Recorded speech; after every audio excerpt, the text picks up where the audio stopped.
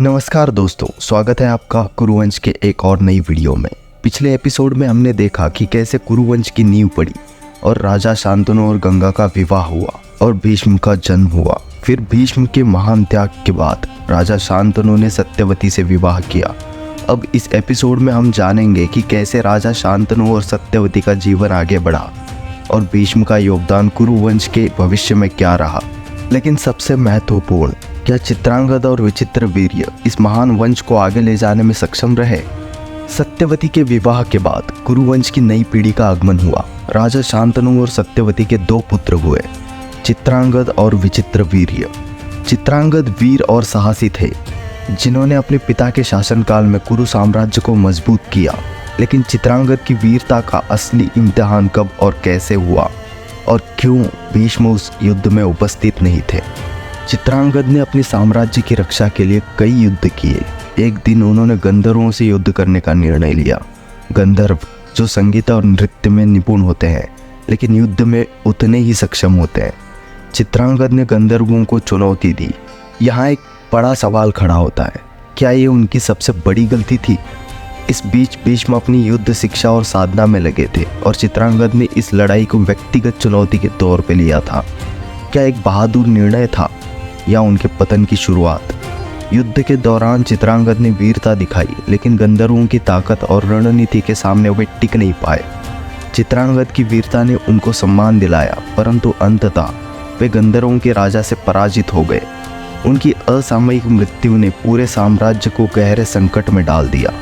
क्या भीष्म, जो अपने भाई से दूर थे, इस हार के लिए स्वयं को जिम्मेदार मानते थे? जब भीष्म को चित्रांगद की मृत्यु की सूचना मिली तो वे क्रोध और शोक से भरे उठे। उन्होंने तुरंत युद्ध भूमि की ओर प्रस्थान किया।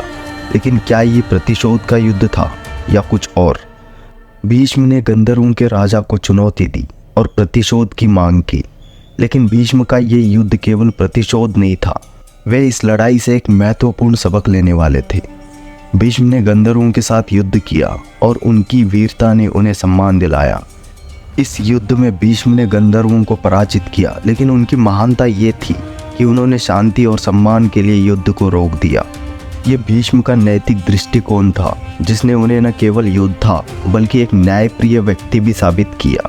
चित्रांगद के मृत्यु के बाद कुरु साम्राज्य को एक नए राजा की आवश्यकता थी। सत्यवती के छोटे पुत्र विचित्रवीर्य को राजगद्दी पर बिठाया गया। क्या विचित्रवीर्य अपने भाई की वीरता की जगह ले पाएंगे? विचित्रवीर्य का राज्याभिषेक हुआ, लेकिन वह शारीरिक रूप से कमजोर थे। भीष्म ने उन्हें हर कदम पर मार्गदर्शन दिया, लेकिन उनके शासनकाल में चुनौती ये थी कि साम्राज्य की बागडोर एक ऐसे व्यक्ति के हाथों में थी जो स्वास्थ्य के लिहाज से कमजोर था। विचित्रवीर्य का राज्यकाल स्थिर नहीं रहा। भीष्म ने हमेशा उनके पीछे खड़े होकर उन्हें हर संकट से उबारा, लेकिन क्या वह अपनी बीमारी से लड़ सकते थे? विचित्रवीर्य का विवाह तय हुआ। ये विवाह एक महत्वपूर्ण राजनीतिक कदम था। भीष्म काशी के राजा की 3 कन्याओं अंबा, अंबिका और अंबालिका को स्वयंवर से जीत कर लाए। लेकिन क्या यह विवाह सही था? अंबा ने विवाह से इनकार कर दिया क्योंकि वे शाल्व राजा से प्रेम करती थी। इससे एक बड़ी राजनीतिक और व्यक्तिगत समस्या उत्पन्न हुई। भीष्म ने इस संकट का समाधान निकालने की कोशिश की, लेकिन अंबा की कहानी ने आगे चलकर भीष्म के जीवन को एक गहरे संकट में डाल दिया। इस घटना को हम अगले एपिसोड में कवर करेंगे। विचित्रवीर्य का जीवन लंबा नहीं था। अपने कमजोर स्वास्थ्य के कारण वे जल्द ही गंभीर बीमारियों से गिर गए। अंततः वे बिना किसी संतान के मृत्यु को प्राप्त हुए। उनकी मृत्यु ने कुरुवंश को फिर से संकट में डाल दिया था, क्योंकि अब सिंहासन खाली था। सत्यवती ने भीष्म से अनुरोध किया कि वे राजा बन जाए, लेकिन भीष्म ने अपनी प्रतिज्ञा को याद करते हुए साफ इनकार कर दिया। सत्यवती ने अपने पहले पुत्र वेदव्यास को बुलाया। वेदव्यास जो ऋषि पराशर से उत्पन्न हुए थे, उन्होंने अंबिका और अंबालिका से नियोग किया, जिससे धृतराष्ट्र और पांडु का जन्म हुआ। यह घटना कुरुवंश की दिशा बदल देने वाली थी। धृतराष्ट्र और पांडु ही वह उत्तराधिकारी थे जिनके माध्यम से कुरुवंश फिर से जीवित हो पाया।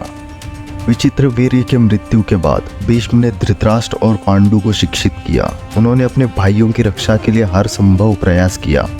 इस संघर्ष में भीष्म का योगदान न केवल सामरिक था बल्कि आध्यात्मिक भी था। भीष्म के त्याग ने कुरु साम्राज्य को नया जीवन तो दिया, लेकिन क्या उनके जीवन में और भी कुर्बानियां देनी बाकी थी?